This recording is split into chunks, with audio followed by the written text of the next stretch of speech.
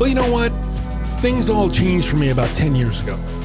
Things were going good. I was hosting at Morongo, at the Grove, at Universal City Walk. I was making a lot of money. And then I had a stroke. And it really threw me for a loop. I thought I was gone. I thought I was going to be gone. And then, so I'm thinking, am I going to just retire? Or do I have something left to say? It's great to be here. This is a fantastic setup, Freddie. I really love it. Thank you. Coming from another radio guy, I was hoping, is Leo going to like the studio? Oh, yeah. He's going to love it. He's going to wish he had it. In fact, we want to rent this space out, You said your sister lives here in Rancho Cucamonga. Yes. Okay, so because I always worry, because Montclair is so far out of LA. I mean, it really isn't, because I can get to downtown in about 30 minutes. Mm-hmm. But when you live in LA, Montclair seems like you're driving to like Paris, France. Well, I live in Santa Monica, so I showered at 10 o'clock and then I head out. And it was an easy drive to Cucamonga. Because you're driving in traffic with everybody else coming from LA. Yeah, but not during the rush hour for this. Okay. I came in early, had lunch with my sister, Smart. And I loved it. I'm a Covina boy, and the Inland Empire means a lot to me. You grew up in Covina. Correct. Nice. So the 626. We got a 626 guy here. Yeah. Hey. I'm originally from Bronx, New York. Oh. And then when I was 6 years old, I had to get out. No more New York. So then we came to Covina, California, and I'm a 6-year-old kid, and nothing in Covina was just nothing but orange groves. Yep. And it seems to me my daddy was kind of the shady guy, rest his soul, but I think he might have been placed in witness protection. Because they had a rush out of New York. Yeah, so we'll see. But yeah. Wow, witness protection in West Covina. If you think about it now, it's like, that's not the place to go. He's like, we didn't have any bags or anything. It's so weird. I woke up one day, we were in California. Yeah, and not even West Covina, the real OG Covina. Covina. Yes. Yeah. Yeah, so anyways, I went to Charter Oak High School. And I know a lot of people went there. Yeah, so my dad was a really funny guy and a great cook. And those are the traits that I took from him. Some great traits to have. Traits I took from my dad, too. Yeah. My dad used to make meals, and people used to come from all over to Covina, from Long Beach, from Hollywood, from Sylmar, and they all came, and he made these really amazing dishes, and he would just sit back and watch everyone's reaction. Mm-hmm. And that would be more pleasurable to him than actually eating the food that he prepared. That's awesome. Because he would, he fixed forklifts for a living, and he'd come home every Friday, and his nails would be covered in gook. So he would go and get a manicure, and then he would go to Claro's. There's a Claro's in Covina. Has been around for a long time. Claro's on Mountain Avenue right here. I went there today to pick up cookies for my sister. But that's where he got all his ingredients, and it's kind of took I just wanted to follow that. So that you got your inspiration from cooking from your dad, and you got your personality from your dad. I did. He was a very funny guy, but usually the punchline he would hit would always land on someone in the room. So everyone would laugh except for that one person. So I told myself, you gotta pull that out of your comedy and just kind of not really pick on anybody, just be funny in general. On what about you? I think I got both, but a lot from my dad. I got the witty and the cooking for sure. Because before he was an engineer, he wanted to be a chef. So he always cooked, and that was always what I wanted for a man I was with. Like, my dad cooked for us. Why can't my husband cook for us, or why can't a boyfriend cook for us? That kind of thing. And I make my son, so now he knows how to cook. Okay. Pretty well. So the question is, does Justin know how to cook? He does. Aha! Yeah, it makes it fun because we cook together. Oh, that's awesome. I guess I'm the one guy in the room who doesn't know how. What? It's not like I don't know how. It's just, here's the way I look at cooking, and I'm going to be hated for this, but I'm going to go ahead and say it. Say it. I never heard this before. So I know how to cook, and especially nowadays with YouTube, everybody gives their secrets away. But I'll set up, I'll prep, get all the ingredients, do the mixing, do the baking, do the cooking. That's 2 hours, right? And then you grill it or cook it for about 30 minutes, whatever, get everything done. You sit down, you eat for 10 minutes, and then you got to clean up for another hour and a half afterwards. The numbers don't add up to me. I know. They don't. You like that done for you. No, I like to sit and enjoy my meal, laugh, have it sit there and just continue to order another drink and laugh. Yeah. And, just chill. But the fact that you have to go back and hurry up and wash, and it's that is my least favorite That's the way I look at it. And maybe you guys can change it for me, because I'm in the era of I want to learn how to cook.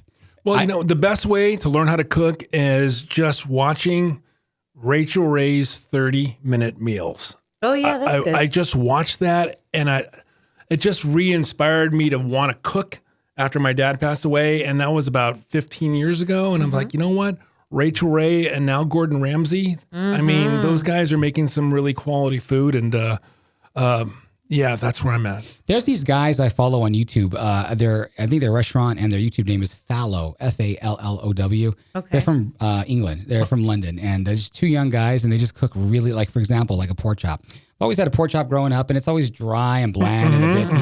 It's like, who wants to order a pork chop if you're at a restaurant? But he says the reason why it's dry and bland and kind of chewy, everybody overcooks the pork chop. Yep. And then the secret is they put a lot of butter on everything. It's like so much butter. It's like, that's what the restaurants do too. You just can't see it.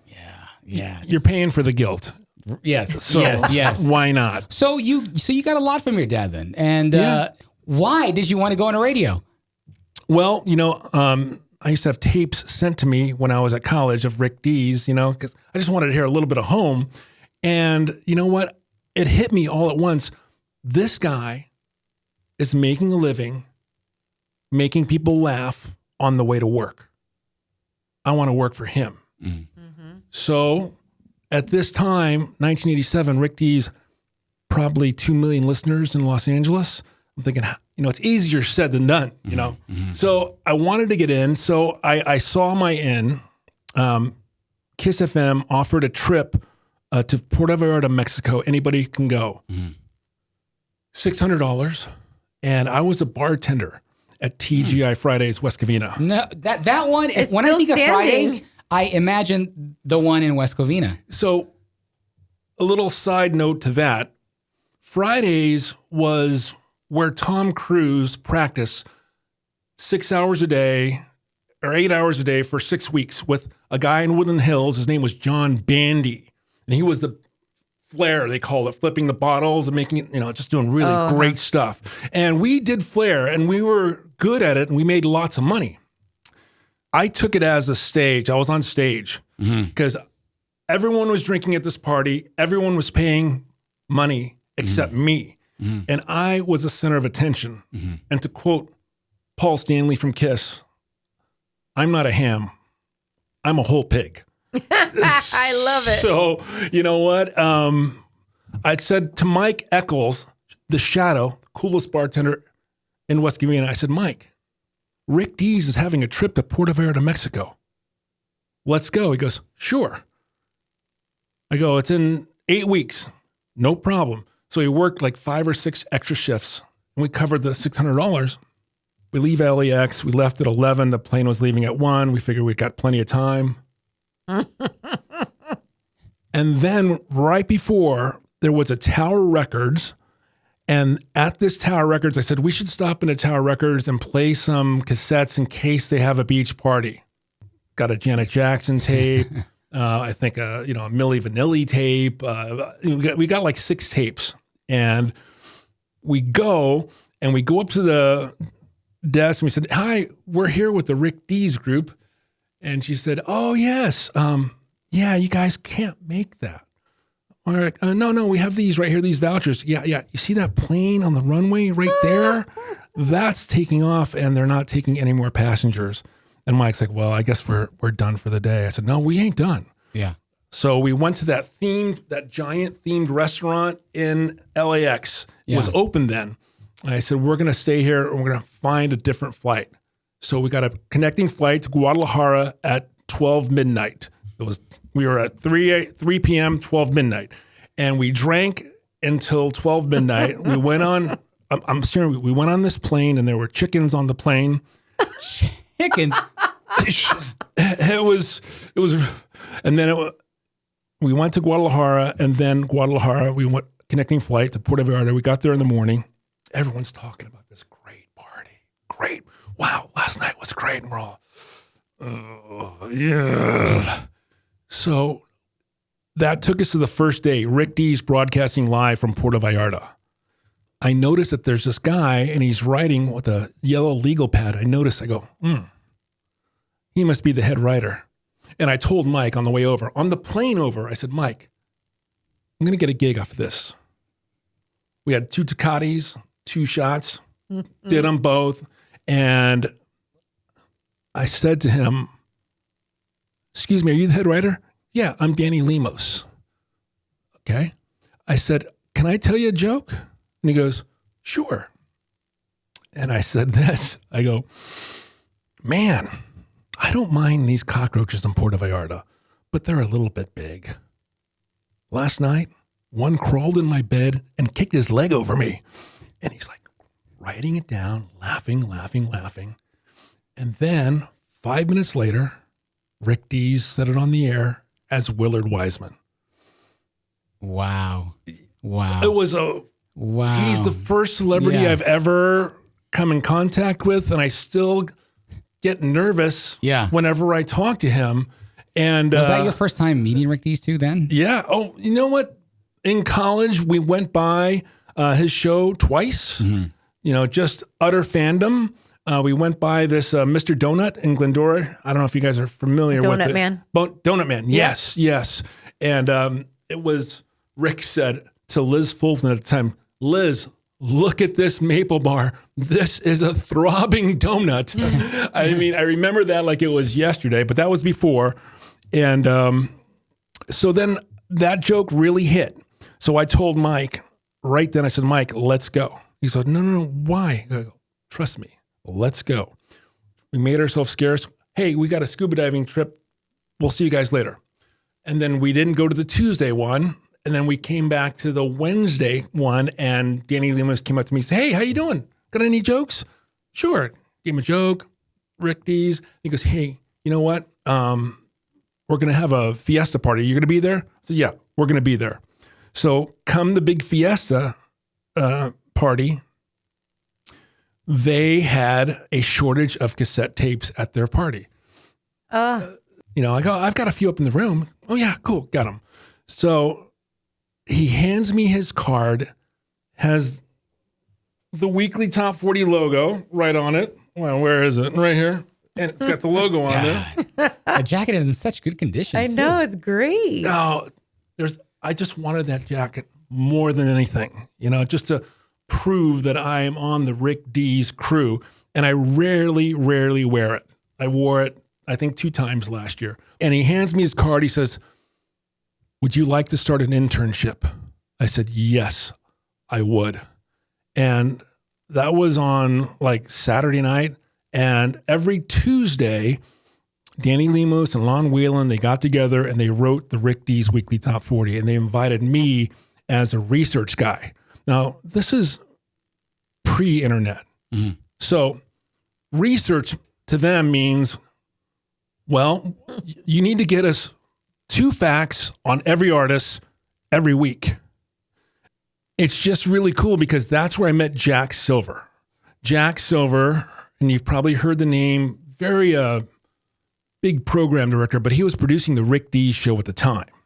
And he's the guy who's always laughing behind Rick Dees' voice. So that's where it began with Jack Silver? No, probably Paul Joseph. Oh, okay. And then Jack Silver. And Jack Silver and I hit it off right away. So Jack Silver said, hey, why don't you stay and do the interviews for Rick? Because you're cool with people and you don't freeze up. So I did that. And what that meant was, okay, the Goo Goo Dolls are coming in. Johnny Resnick's going to be here. Okay. You interview Johnny Resnick as if you're Rick Dees. Classic. I would ask the questions, snip, and then Rick would ask the questions. Now, my friends were all like, aren't you pissed that Rick Dees is cutting you out of his interviews? I said, are you crazy? are you out of your mind? I go, I'm learning how to do interviews.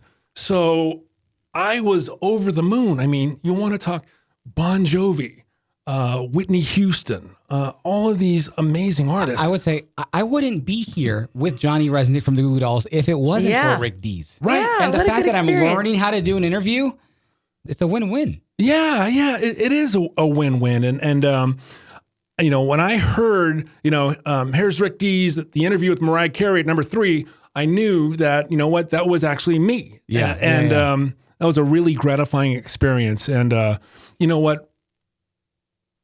I didn't make any money in radio until about a year in.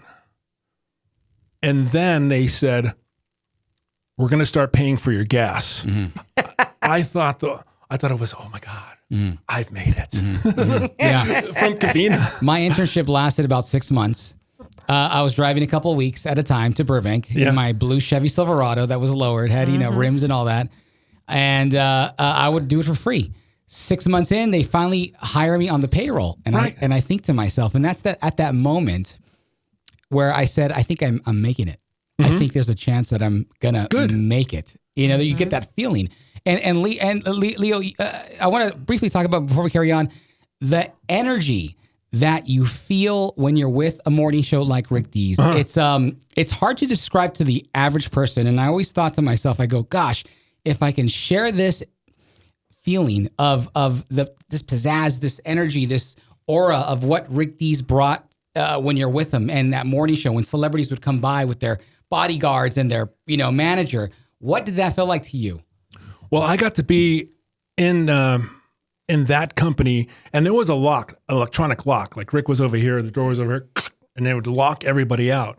But Jack Silver, would want me to be in there.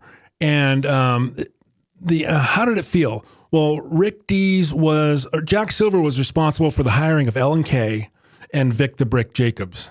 And they were great. I mean, they were just a high energy team, and it was hitting on all cylinders.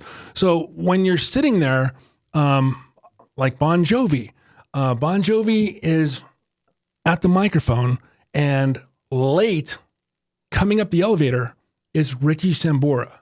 And Rick D goes, oh no, I'm having a rock and roll attack. And he starts playing Leonard Skinner, Freebird at the end. And it's just like, and then Richie Sambora sits down and he's like, oh my God, what is happening here? Yeah. And it was just, he goes, I was having a rock and roll attack. I apologize. Just doing that. And Rick was just the most amazing guy. And when I had an operation on my deviated septum, because my whole life I had a 60% air blockage on one side and a 40% air blockage on the other side, I spoke a little nasally. So I had an operation done. And then I went back into the next week into the Rick D show, and he goes, you hear that? I said, what? He goes, you can do anything in radio you want to do now because your voice is where it should be. I almost cried. Wow. Wow. What a difference. Wow. Yeah. What a moment with Rick to have said that. Yeah. It's just, that's the kind of guy that he is. Yeah. Yeah. This isn't normal life. No, this is not even close to it. And there's a certain energy in the air, and it's thick, it's heavy, it's dense, and you kind of pick up on it. And then when the morning's over, like around 10 or 11, and you drive home, all of that kind of just crashes. And I'm driving home, and it's noon, and the sun is beaming on me, and I'm falling asleep, and I'm like, what kind of morning did I just have? Wow. Yeah. Wild. Like a blur. Yeah. Remember Ron Shapiro? Great episode. Yeah. The last episode with him. I was in the studio with him and Phil Collins. Wow. And you heard the liner on the tour, hey, Los Angeles, you're listening to Rick Dees in the morning, KIIS FM. And there's a picture of me and Phil. Yep. Well, it was me, Phil Collins, and Ron Shapiro in the studio. So they said, Leo, you're going to run the liner session, make sure they're comfortable and all that stuff. So I don't think Ron would have any problem saying this, but Phil Collins, I think, might have been misconstrued as a little bit difficult because Ron Shapiro said, hey, you know what? We got that one, but it'd probably be better if you probably sang it a little better. And Phil goes, no, I think that's good. And he's like, you sure you don't want to give it another shot? He goes, nope, that's fine. And I said, okay, let's do the liners. I go, Phil, would you mind taking a photo? And he said, sure. And it's the middle of June, and I put a Santa cap on because I was going to use it as a Christmas card. Oh my gosh. Hilarious. So that's how crazy it got at the Rick Dees in the morning show. Yeah. So great. All right. Did you ever go to his Christmas parties? Oh yeah. He would have these Christmas parties at the Burbank Toluca Lake Country Club. Mm-hmm. That's the same one where George Lopez and all these major celebrities play golf at. Mm-hmm. Mm-hmm. And it was an early dinner, like at 4:00 in the afternoon or evening, and it was steak or prime rib, and then he would have these beautiful bottles of a Merlot or a Cab. And it was just, I walk in there and I'm a 19-year-old kid from the IE, and here I am hanging out with Rick and these $100 bottles of wine, and I'm like, oh my gosh, what is this? So he gave everybody a little Christmas gift for coming, and I thought that was nice, and I opened it up when I get home, and it's a gift card, and it says Ruth Chris Steakhouse, and I'm like, never heard of it before, and it said $50, and at the time I'm like, $50? I can go back 5 times. Nice. Like, wow. And then I went to Ruth Chris, and it was barely 50. It barely covered my one steak. I can get a cheeseburger. Yeah. Exactly. Oh my gosh. It changed my life. Rick was very generous. I mean, I got to go to Disney World with the morning show because Jack Silver said, I think you should go, Leo. And I'm like, okay. Yeah, that sounds good. I think so too. Yeah. So, and then one night, Pia Zadora in the morning, she was on the morning show. She said, I'm having a party tonight. It's at the Beverly Center.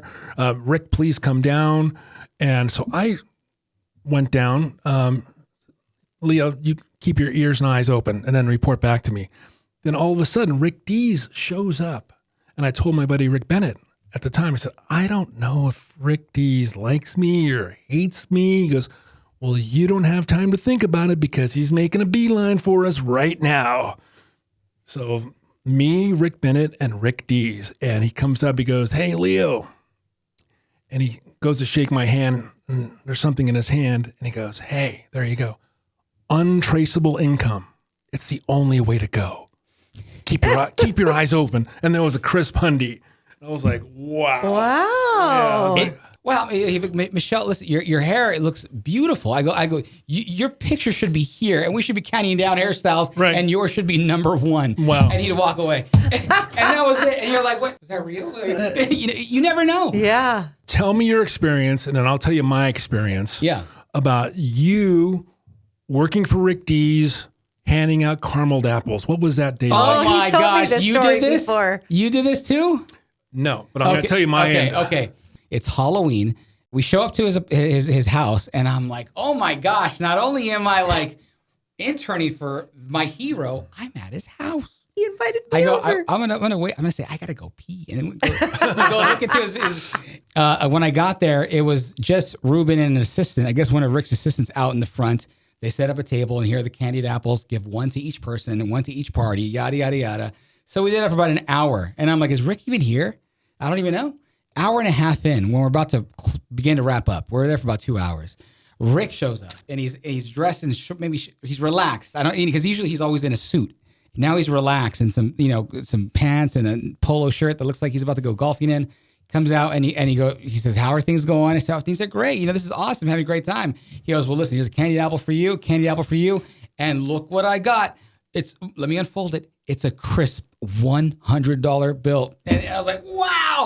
And I'm like, that's cool. And then we had to go, and I never got to go inside. But that was my experience of passing out candied apples. And I ended up going into his house. Another day? I guess we're going to air this because it's going to go on, right? One time Rick went, me and Ruben were stuck here. It was a voice track show. So he had to go to his house to pay some bills or something for Rick Dees, and he brought me with him. I felt a little guilty. I felt a little weird because I'm at Rick's home while he's not here, and Ruben brought me here. It's almost like he snuck me in. He snuck you. So I walk in, there's a foyer as you walk in. I got to see Rick's room. It's so it's bizarre. I'm looking through Rick. He has a closet, right? It looks like a closet that belongs in a department store, like a Nordstrom, right? Mm-hmm. And you open that closet door, nothing but blazers, suits. And I go, wow, what brand is this? And I open the suit up, Rick Dees. I'm like, wow. It had his name on all of them? Custom made blazers. Nice. Right. Gosh. Yeah, absolutely. Insane. Yeah, Rick Dees, he lived the good life. And man, it was so fun working for him. So I worked there from 87 until 97. But you had your own show too, didn't you? I did weekends at KIIS FM. Okay. And you know what? I think, I'm not sure, I haven't researched it. I think I'm the only one to go from intern to on air at KIIS FM. Yeah, I think so. Without doing all the different markets. Yeah. I believe it was John Cook as the PD. I don't know. Things are a little fuzzy. Leo, he goes, I got a problem.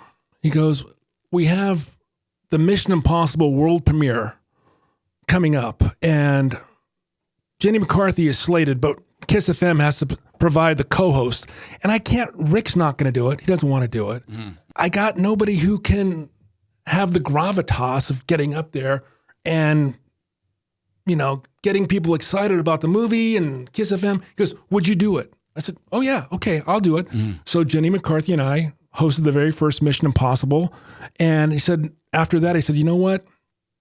If you can do that, you can go on the air for this radio station. So get ready. Starting next week, you're going to go overnights. I'm like, okay, great. It took me a long time to learn about what radio is, and it is all about the advertising. Because I learned that a live read was for those who don't know, a live read is when a advertiser, let's say Diet Coke, they pay an exorbitant amount of money. Let's say they pay $500,000. Included in that are going to be live reads from some of the personalities. Now, this is what I remember. I remember Rick Dees doing live reads for Barilla Pasta. I had no idea what Barilla Pasta was. But Rick Dees would do these live reads. He said, oh, Barilla Pasta. It's so al dente. It's so good. It's because look, I'm rubbing some on my thigh. And I was like, that is what kind of tied humor into selling. And that was just one of the amazing instances when Rick was on. Wow. I was there and I got to see the transition from Rick Dees to Ryan Seacrest. John Ivey was the program director. So they were pressuring Rick at the time, drop the corniness. Your fans are young. They don't care about wine. They don't care about cigars. Right. They don't care about old.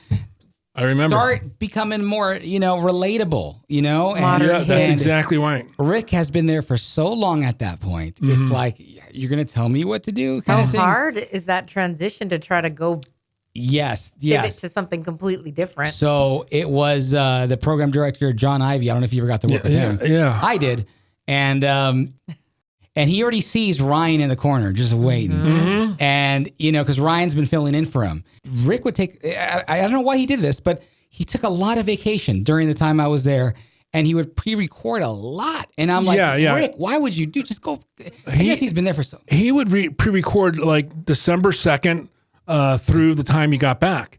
And he would go, these are tracks for Monday, December 4th. Yeah. And he just did everyone, but he had Nick Vestuto, and Nick Vestuto is a producer. I don't know if he's still there. He's still there. Yeah. Look, you're recording a lot from Kentucky because he would have a duplicate studio in home Kentucky. And they said, you know what? We'll have Ryan fill in for you when you go on vacation. He didn't like that. But here's the weird part. He didn't like that at all. But he still took the vacation all the time. And I thought to myself, well, if you really don't like that, why are you still going to Kentucky for a whole month? And I just, that didn't make sense to me. But then again, I'm not Rick. And so Ryan would come in and then me and Ruben, I had to bring coffee. To Ryan one time, and Ryan was such a nice guy. I can't. It's hard, I can't say nothing bad about him. And when I first met Ryan, he remembered my name that day, and he was wearing a gray sweater, and he didn't want no coffee or tea. He was fine, not a diva at all. But it was weird serving two generals, and seeing that transition. And finally, one time Rick said, I'm done. This is it. And John Ivey said, hey, look, if you plan on staying here at KIIS, I want you in the new building because we just moved from Olive to Riverside or whatever, flip it, And if you want to stay with Rick, you can say goodbye to him there. It's your choice. And I managed to do both. I snuck in to say goodbye to Rick real quick, and I hopped on over to the new building right after. It was the saddest day ever in radio. Yeah, it was really sad. It was so sad because here's why people love Rick Dees, I think. Because you have never found anyone on the radio or any kind of media who you could tell who really, really loves what he does. And the talent was there. He was witty.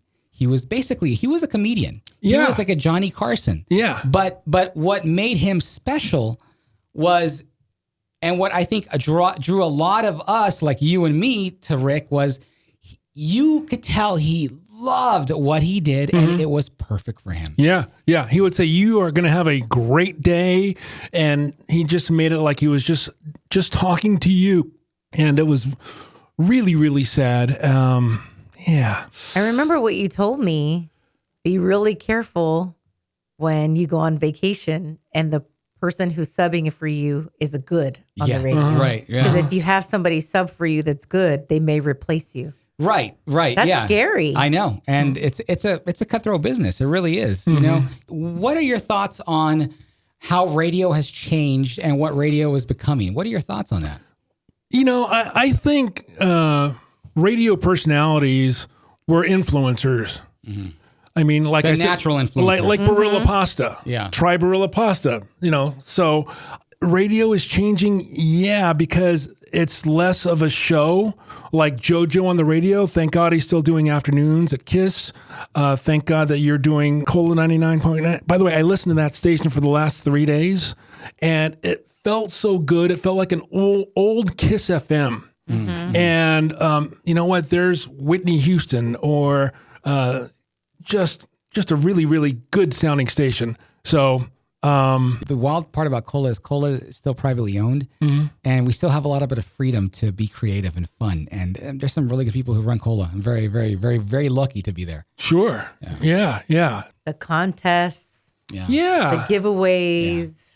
It was a community platform. It felt like, you know, your city was a part of this party on the radio. Everyone's listening. Everyone's involved. There's a chance for you to win a trip to somewhere. And now I feel like corporate ruined radio from the top down. I can't even make a dedication anymore, for crying out loud. Right. They single-handedly destroyed or almost destroyed the entire industry because of the greed, because of, I guess, their progressive thinking. That's my thought, you know? Yeah, right? I'm with you. I mean, that they're always looking towards the bottom dollar. They're always looking to chop more employees, and the strain that they have on the employees that are there, it's just unattainable. And it's really kind of a sad thing to see. I mean, did you have to ever track a show to like a different market?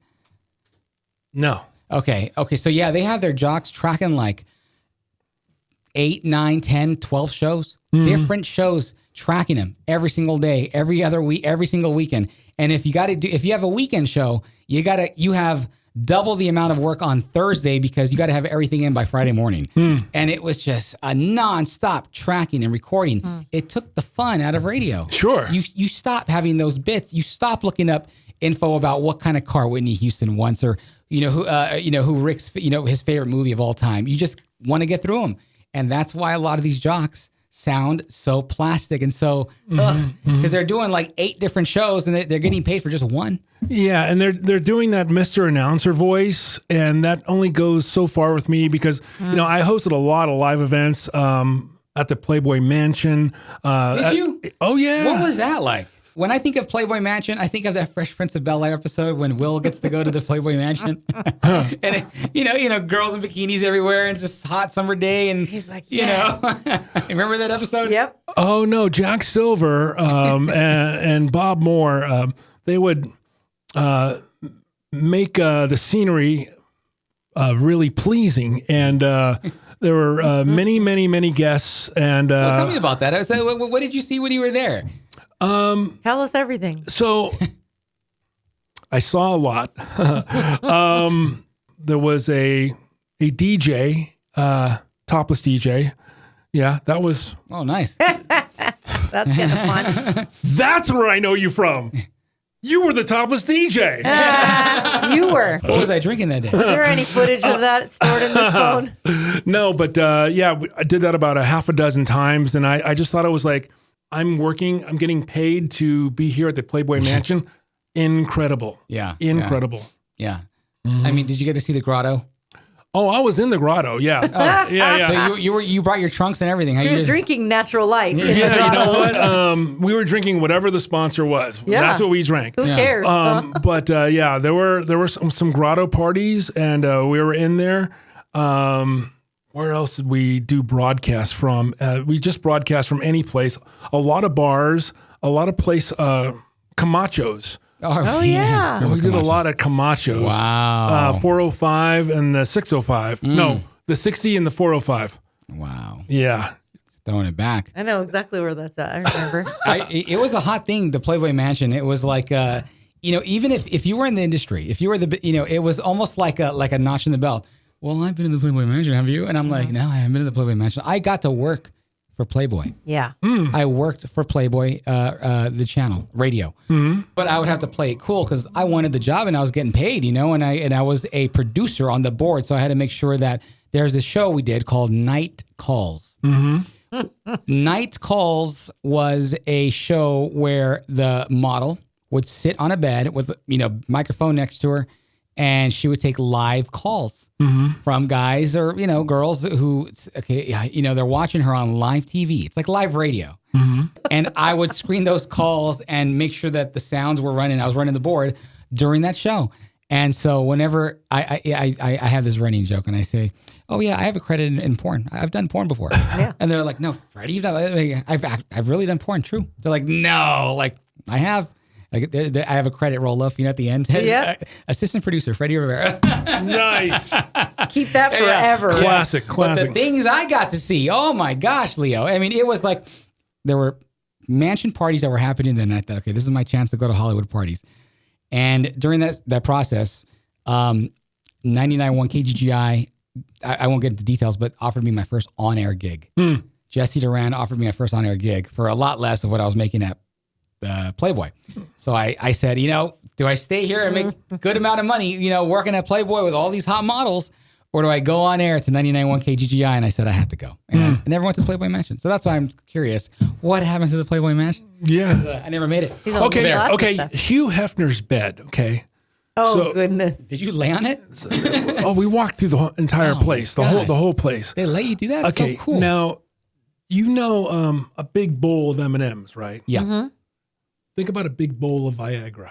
Oh, wow. Always at the ready. I bet. Yeah, we call those the V-chip. How else can you keep up? Ooh. The V-chip. Okay, let's go back to you. You are, I think, one of the only people that I've ever known that got to go from an internship to weekends on KIIS. That I don't think that ever happens.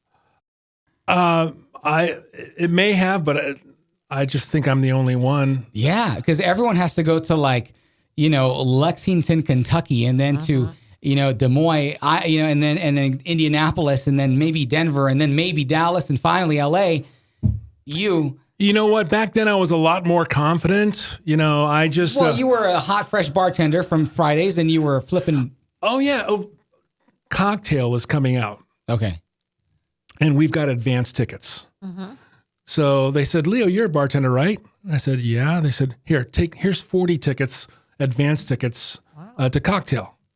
Okay, so I go back to West Covina. Hey, give them all away. And it was a really great screening. And Tom Cruise, like I said, for 6 weeks, 9 hours a day, practice. The next weekend after Cocktail came out, it's like, oh, what are you trying to be? Tom Cruise in Cocktail? And it just kind of killed that whole thing. I mean, it's not Tom's fault. Right. It's not the movie's fault. They just saw us as trying to copy him, and we're like, oh. Yeah. So, you don't see that much anymore at bars. People, bartenders rarely do that. Now they'll get a spritzer, or they'll have tweezers and they'll put a little fancy flower on top of your drink, and that's about it. I remember when I was bartending at a place called the Sugar Shack. Pico and Robinson downtown. familiar, okay. Pico Shack, the Sugar Shack, and Sean Penn came in, and he was looking for a match, and a cigarette was hanging out, and boom, TGI Fridays, we were ready. He goes, oh, thanks a lot. And then I remember another one, Heather Locklear, and I carded her, and she goes, really? I go, you look young. Yeah. I go, yeah. Show me her ID, but yeah. Just want to make sure it was you. Yeah. What were some of your favorite drinks that you used to make? My favorite drink was a Crystal Blue Persuasion, and that song was very special because my sister, I was one of her favorite songs growing up. It's a great song. It's a great song. It's a great Blue Persuasion. Yeah, right, and a little blue curacao, and a little vodka, and a little soda, and the Crystal Blue Persuasion. That was one of my own. And then the Bone Crusher had a lot of vodka, and then it had champagne on top. And then, Cracks in the Earth. There were a lot of Baileys in them. I mean, we made up a lot of drinks. Yeah. And, I mean, you know what? I drank so much back in the day that one Saturday night we did tequila. And the tequila was a great thing. But then Sunday morning we wanted something to do. We climbed up on the top of the Hollywood sign. Oh. Mm-hmm. And that is not something you're supposed to do. My buddy Rick Bennett and I and a guy, Rod, because we didn't have these cell phone cameras, had to take a real camera. One guy had to take a photo of us, and we could have broke our necks. Yeah. I mean, talk about stupid. And we got up there, there was no one guarding. So, Yeah. It was more accessible back then because we were talking to Terry Anzaldo, TA, and he talked about, pitching a tent underneath the Hollywood sign at a point, and it's wild. You want to hear my TA story? Yeah, let's hear your TA story. So that's right. You know TA? Yeah. Back in the day, radio, they had these music appointments from the record company reps. So they'd come in at like 7:30, 7:45, 8 o'clock, 8:15. They get their slot. And I think Terry Anzaldo was with RCA at the time. And he's like, be there. I said, okay, I'll be there. So what happened was, literally this cardboard box, the size up to here. You saw him under the A sign of the Hollywood. Wow. What timing? No, it was a refrigerator box, and it was painted black. And all of a sudden, it's brought in on a dolly, and then it's leveled out, and then he's got a boom box, and he's sitting inside that box. All the balloons come flying out, and he plays Everybody, Everybody by Black Box. Wow. It's like Jack Silver was music director at the time. He said, look, if you want to get your record played, have a donkey come out here and shit a CD. Mm-hmm. So that's what they had to do. I mean, Extreme, More Than Words, Gary Sharon, Nuno Betancourt, they were there in the KIIS FM lobby, and they played it. And then the next week it was added on. I'll tell you one thing. We got 2-time Oscar winner Tom Hanks into the studio. He won in 1993 for Philadelphia, 1994 for Forrest Gump. 1995 and 96, he did this movie called That Thing You Do. Mm-hmm. Have you guys seen that? Mm-hmm. A long time ago. So it came around that 20th Century Fox and Playtone, that's the production company of the movie, they said that Tom wasn't going to come in. I was like, so I went to Tracy Austin. She was the music director at the time. I said, you know how to get Tom Hanks in here? Play That Thing You Do. You got to put in a light rotation, and he will get wind of it, and he will be in here. KIIS FM had no business playing That Thing You Do. Fun song. I mean, when they played in the supermarket, I'm like, oh my God, the Wonders. So all of a sudden, I heard on the radio, phone rings. Next day, Tom Hanks is coming in. Wow. So, you got to think about it another way. There's another way to get him in. So, I mean, the guy's amazing. Did you get to meet Tom Hanks? I met Tom Hanks. What was he like? I met him on the Green Mile red carpet. Okay. Oh yeah. He was really amazing and cool.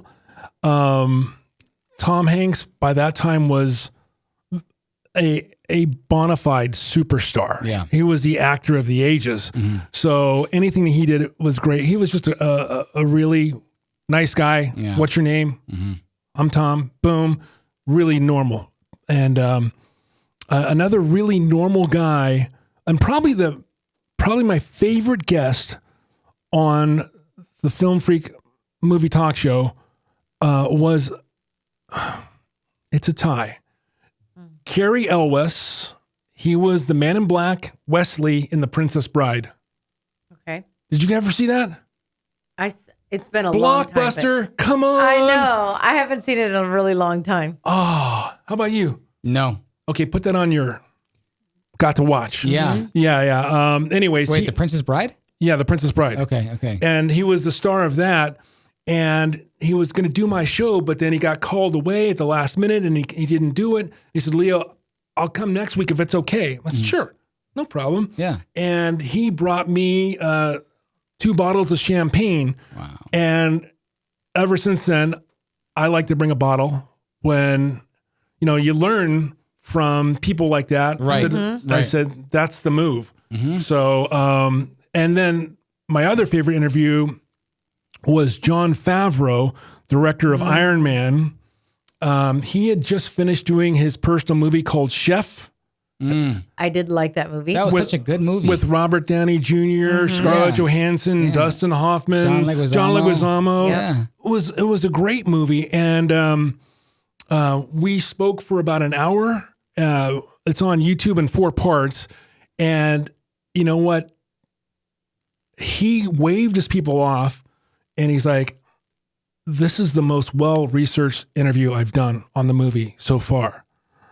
And I was like, why did you have to say that? He goes, yeah, you're throwing a no-hitter and I say that. No, but it was really a nice thing for him to say. That's cool. Because you've been able to tie in 2 passions of mine, radio and film. Yeah. I love film. And, we always talk about our favorite movies on the show. All the time. And well, let's get into that. Come on. We were talking. Molly Brandenburg was here last time, and she's a voice actor of Spotify, and done other shows. And we're talking about Sunset Boulevard, and she kind of recreated the whole look of Gloria Swanson, I think is what it was. Yeah, She's coming down the ready stairs, for the close up. Ready for the close up, and when I was asking you earlier about film, and I said, "Well, you're the film guy, or you're the movie guy," and you said, "Well, not really." And I said, "Well, you're right. You're the radio guy." And you said, I got thrown into it. So how did that happen? Well, in 1984, 2 years out of high school, I was watching Siskel and Ebert, and I never agreed with these guys. Never. Yeah. And they were reviewing Johnny Dangerously with Michael Keaton, and they were telling everybody how it's not anything like a gangster movie. And I'm like rolling my eyes going, oh, geez, why do these guys get to have this opinion on film? That's not right. So when I got to KIIS FM, I remember it like it was yesterday. Tim Allen came in to promote the Santa Claus, and Disney said, hey, why don't you come to our junket? And I go, what's a junket? They said, come to the Four Seasons and find out. So anyways, I started doing that. They said, Leo, what did you think of the film? I said, I thought it was a cool roller coaster ride. And then I open up the paper and it says, cool roller coaster ride, Leo Quinones. And it was from like Austin Powers.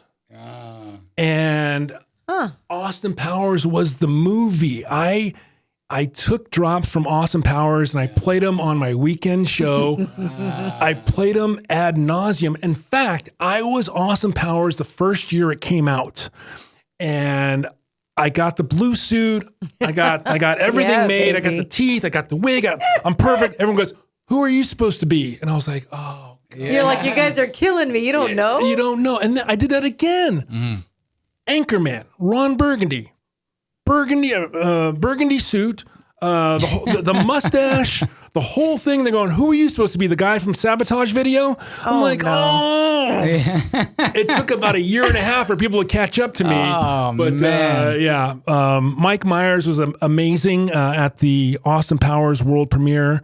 We met him. And then Austin Powers, The Spy Who Shagged Me, we had a premiere on top of Universal City Walk. Now, they had 16 movie theaters. They gave away enough tickets to fill 16 movie theaters of Austin Powers. Wow. And Larry Miller was there from Sit and Sleep. They had go-go dancers. Yeah, gosh, go-go dancers too? Up and down on the bed. It was just one of those really, really wild times. Yeah. Imagine doing that. You can't do none of that today. No, it used to be so fun. Yeah. Leo, do me a favor. Send me some of these photos that I can throw in post-production. Yeah, sure. Here we go. Let's take a look. Here we go. Here we go. Post-production. Good. Oh, wow. Look at that. Mm-hmm. It's crazy, Leo, because I remember when they had your picture on the KIIS FM website, and I got to learn all the DJs who was on the radio at KIIS at the time, and I was a kid. And, I was like, man, I never thought I'd get to meet Leo and everybody else, and it's wild. It's wild that we all kind of had the same experience. Granted, depending on which program director you had. Well, you know what? Things all changed for me about 10 years ago.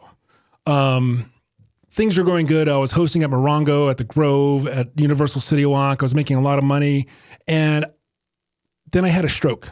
Oh, no. Yeah, and it really threw me for a loop. My immune system was attacking itself. And if you look at my hands, I say I have the ugliest hands in radio. My fingers and my joints, they started disintegrating. I see. And, it's my hands. And then it became a hip, had to be replaced. And another hip that had to be replaced, and then it was just, I thought I was going, I thought I was going to be gone. And then, so I'm thinking, how am I going to just retire? Or do I have something left to say? So, you know what? When I felt compelled to go on that Rick Dees trip, I did it because Rick's going to be there. I'm going to meet somebody. I'm going to try and do it. And you know what? So I was laying there and I was like in the hospital bed going, how can I possibly come back from this? And so I was watching these tour companies. I've been watching them for years. I mean, you can take your life into your own hands by going into some of those vans. Mm-hmm. It's just really sketchy. Mm-hmm. And I even took a job at Starline Tours for 2 or 3 years to learn that business. Mm-hmm. It was a paid internship. Mm-hmm. So I was just like, I'm patient like a hunter. So I did that. I did their Malibu Stars home tour. I did the Turner Classic Movie Locations tour, and I did the Hollywood Stars Homes tour. And I got that. I got enough out that. And then I really wanted to launch this Film Freak Movie Locations tour, and then COVID hit.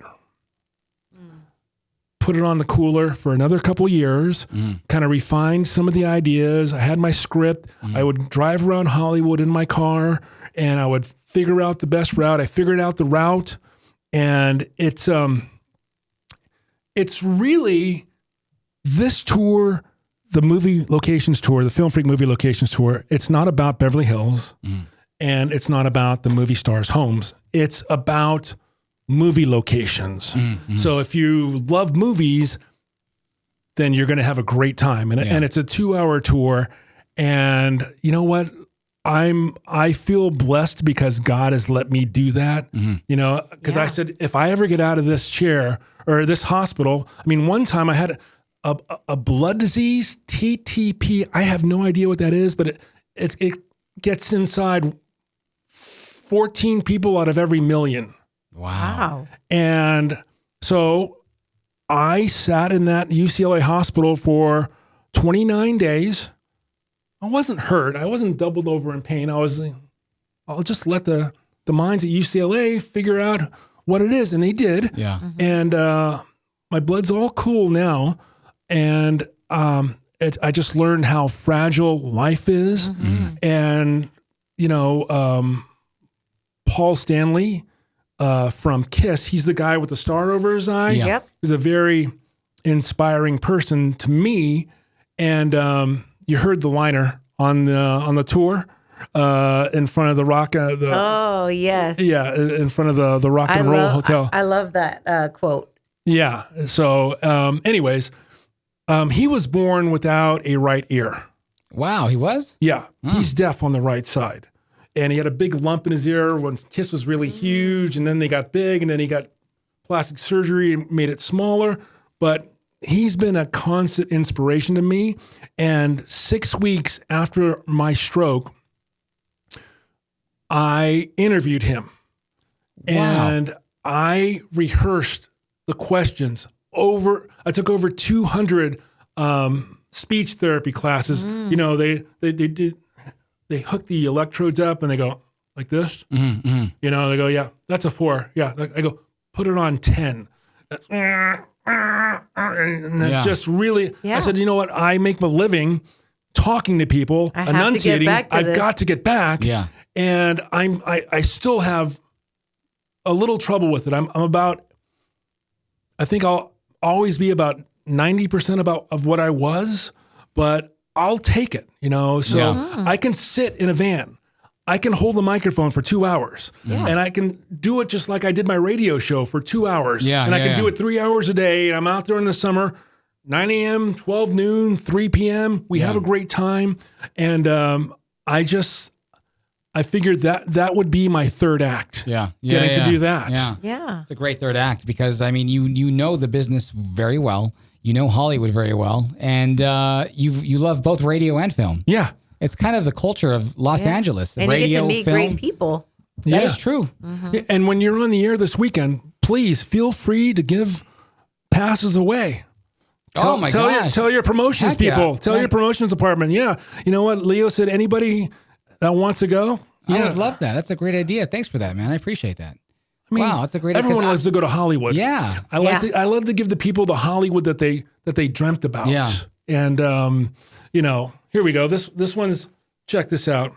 Right there. There it is. That is the Film Freak Movie Locations Tour VIP pass. So moms from Michigan are getting these. And how many, you know, do they get? Wow. You know, so I've partnered with Pink's Hot Dogs. I've got mine. Cool. If anyone wants to go see Harry Potter and the Cursed Child at the Pantages Theater, just go on BroadwayandHollywood.com/filmfreak. And Phantom tickets are going to be coming up there pretty soon. I think March 7th. Oh, nice. When you had your stroke, like, is it like a sudden thing that just happens, or is it like a gradual, you know, what exactly is a stroke? I mean, that's a good question. You know, I felt something in my eye on one of my long drives back to Santa Monica from Morongo Casino. I go, something's weird with my eye. But then 2 days later, I had the stroke. I mean, we were getting ready to go to Hawaii in 2 days. And I said, I'll be okay. No, you won't be okay.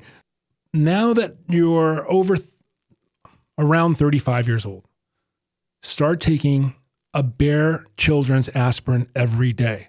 Okay. That will greatly reduce you getting a stroke. And it's no big deal. Pop it in. Yeah. Baby aspirin. Yeah, the real small dose.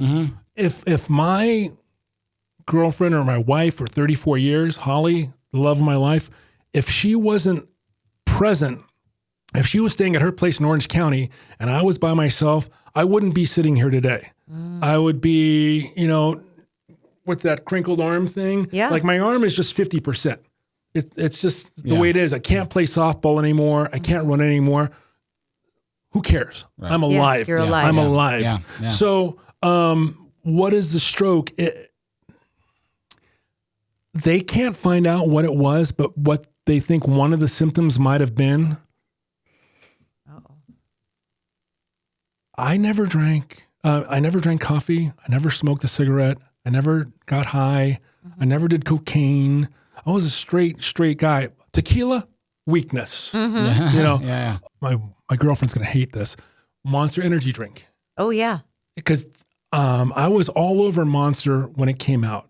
And I was up to about 4 or 5 a week. In fact, I lived where I live now on the beach in Santa Monica.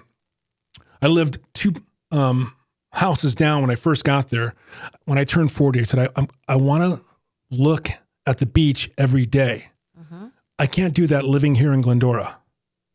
So I sold my house and I got an apartment on the beach in Santa Monica. And if you open up my refrigerator, Michelle, on the bottom, you're going to see nothing but monsters. You're going to open the freezer, nothing but Patron bottles. Oh my gosh. Yeah. And then Casamigos, they sponsored me for a while and almost killed me. So they say that Monster Energy drink might have been one of the factors. That could cause heart attacks also. Yeah. Not just strokes. Yeah. But stroke is like a brain bleed.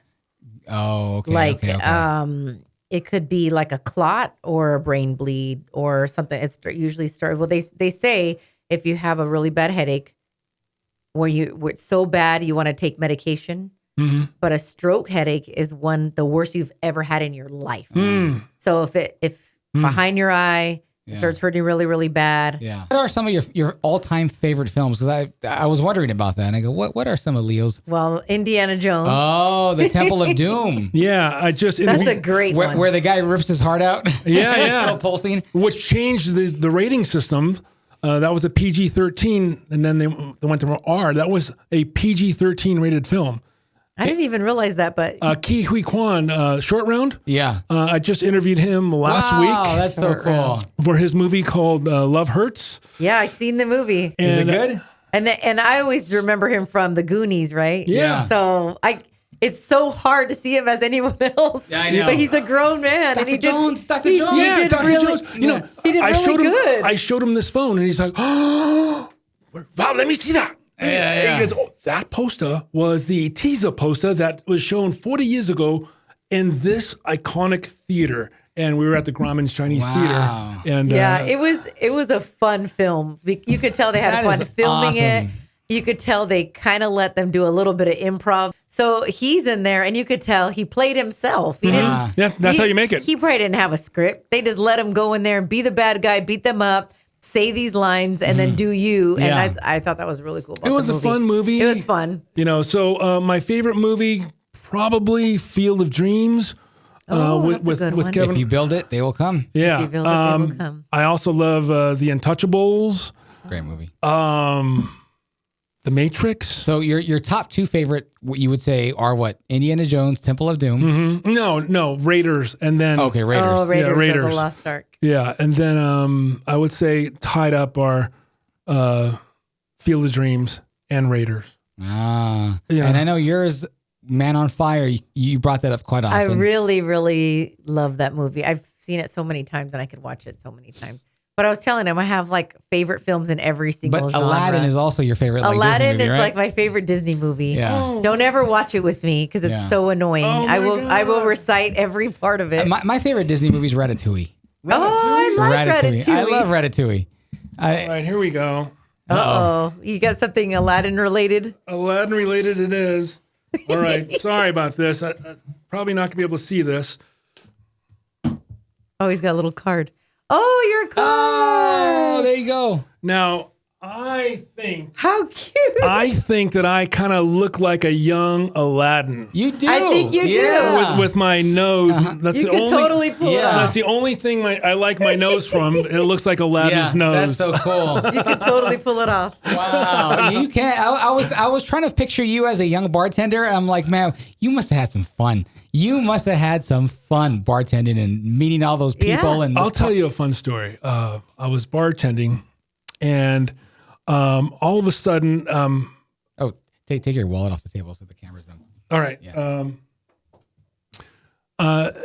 in the Puente Hills Mall where they filmed Back to the Future, yeah. there was a bar there called Bennigan's, and I was working there because it was just one guy that gets tips, and that would be me. You know, four-sided bar. It's where I saw the Kirk Gibson LA home run back in '88, and all of a sudden, I'm talking to this girl, and you know we've been a little more than friends, and this other girl comes in and sits kind of like over here, over there. Another girl comes in. 3 girls come in, and they all have one thing in common: me. Oh, no. It comes down to last call. They're all waiting for you still. She's there.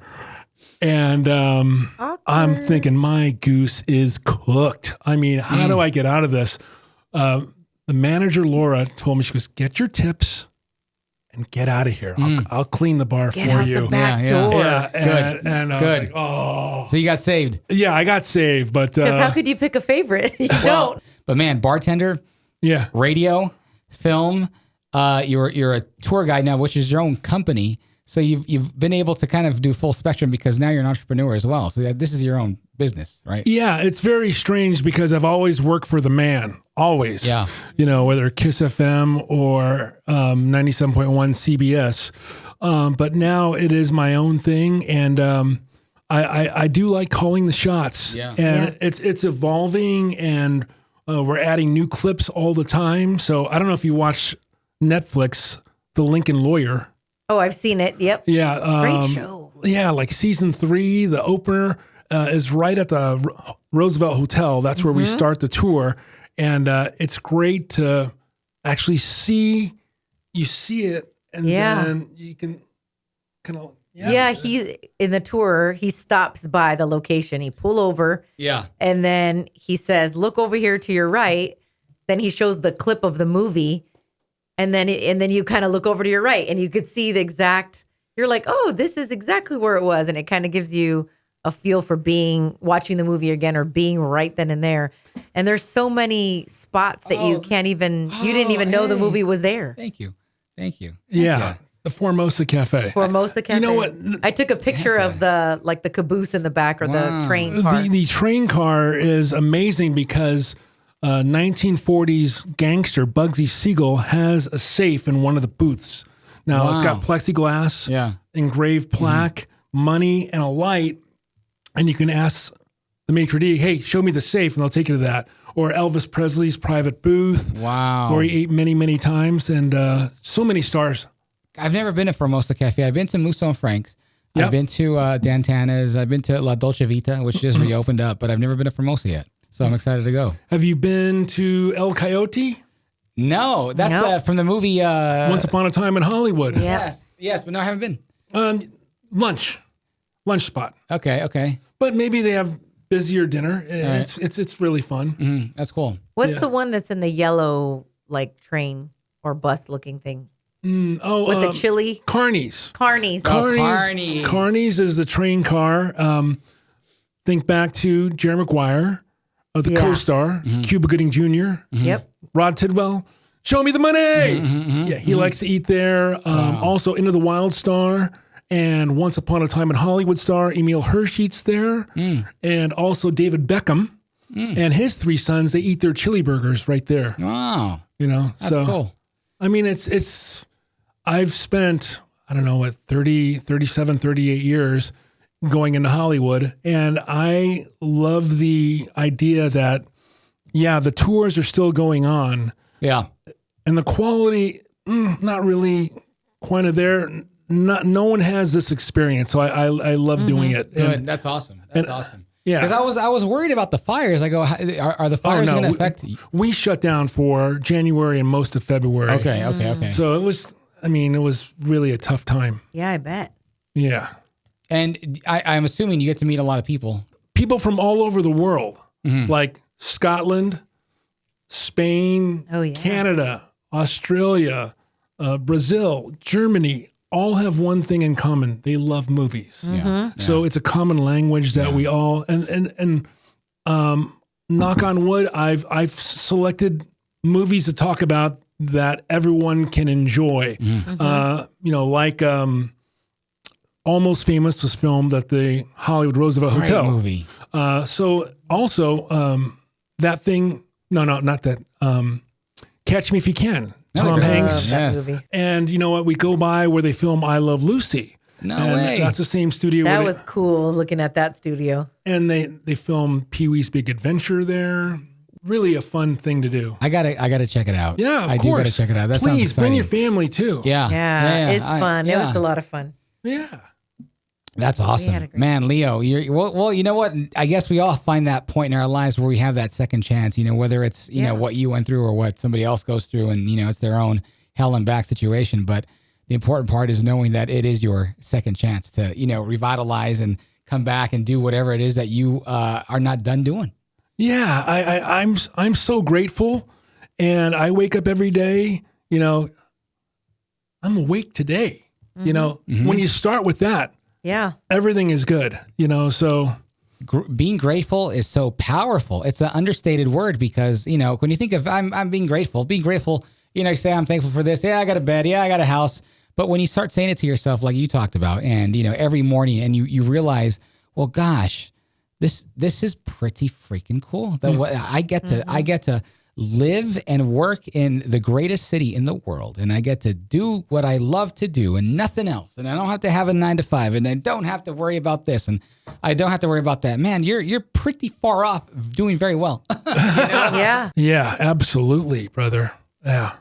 Wow. Well, I feel like, in our short little podcast conversation, I think we need a second round at some point in the future because there's so much to talk about. And you and I know a lot of people mutually. Yeah. I forgot about Terry Anzaldo, that you knew anybody. Is there anything else that we should touch base on before we finish? I remember this about Terry Anzaldo. Besides the black box. You remember Get Shorty. Yeah. And then the remake of that film is called Be Cool. Oh, yes. Elmore Leonard was the writer, and that's when Chili Palmer goes into the record company business. So Elmore Leonard was sitting there right by Terry Anzaldo, picking up notes and writing things down. And Terry said something like, I'm paraphrasing, he goes, yeah, hey man, I'm just here banging records like a motherfucker. Sounds like that sounds just like him. And that got into the movie. Wow. Yeah, so we got to shout out. We're gonna call him. We're gonna call him right now. Where's my phone? Wait a minute. Oh, that's awesome. He's a fun guy for sure. He is. In fact, his clip of him talking about Madonna has over 150,000 views. Nice. It went super viral. Yeah. So anyway, I got to shout TA2 out for all the love and support. And speaking of feel good, Rick Dees is really one of the only people after I had my stroke and I was struggling, who just called in to check on me. Really? He did? Yeah. Wow. That's awesome. He said, just called to tell you, brother, that I love you. Yeah. I mean, that's beautiful. We were up in Big Bear when he did that. And Holly and I were like, wow, that was Rick. That was amazing. And I'll always be starstruck by Rick Dees. So it's, you know what? I got a clip of him on the tour. You do? I said, hey, I'm going to be doing this tour. Mm-hmm. I would love if you can just say a video or anything like that. And that was on a Saturday night. And then on the very next Sunday, it came back and we've integrated that into the tour because you got to talk about where you come from, and I think it lends credibility. Yeah. So. Yeah, it was good. Aw, it was good. That's what makes you unique too, because you are a part of LA history. Yeah. Well, thank you for that. I mean, the Film Freak, believe it or not, is actually mine now. Congratulations. Yeah. That's awesome. We're excited to see what you do with it and where you go with it. That's how I feel back on the red carpet, Leo, about our podcast. This, even though right now we're not making any money, it's still in the... You're laying the groundwork. Yeah, and it's pretty exciting to be doing this, to have built the studio. It's great. And every episode we do, it gets a little bit better and a little bit better. And a little, like, for example, I got one grid up. By next week, I'll have another grid, and it's like... Right. Everyone I'm just so proud of, and granted, it takes a long time and you need the kind of patience. Maybe not the patience you have, because I have very little compared to you probably. No, I have no patience. But it's an exciting thing to have your own venture, to have your own business, to do it. And it's, we're here in Southern California. Yeah. We get to live and breathe and eat and sleep here, man. This is, but my blood is here. My home is here, and I can't help it. Yeah. To quote Rick Dees, I've scratched and clawed my way to the middle. Yeah. There's a clip of him on TMZ. Ain't that the great. truth? Well, Leo, so where can we find out more about your tours and where can, All right. All of our socials are Film Freak Tours. All right. So just check it out. Go to filmfreak.com and I will show you the Hollywood of your dreams. I will give you the red carpet treatment. So this is your connection to Hollywood right here.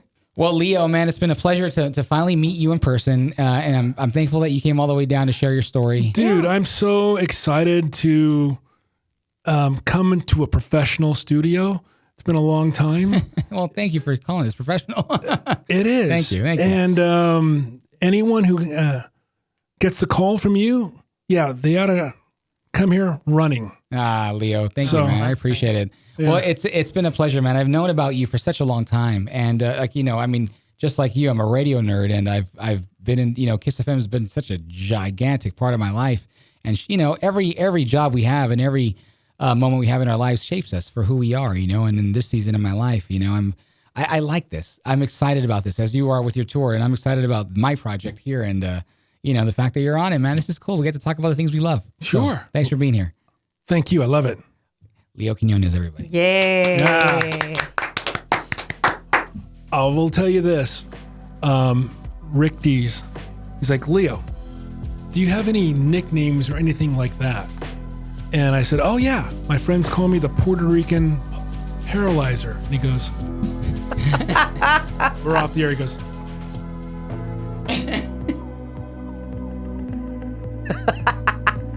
Puerto Rican pulverizer. Leo Quinones, the Puerto Rican pulverizer. And I was one of the cast of idiots after that. The Puerto Rican pulverizer. Wow, man. Yeah, so. That's awesome. I hope Rick Dees gets to see this. How cool would that be? Yeah. Huh?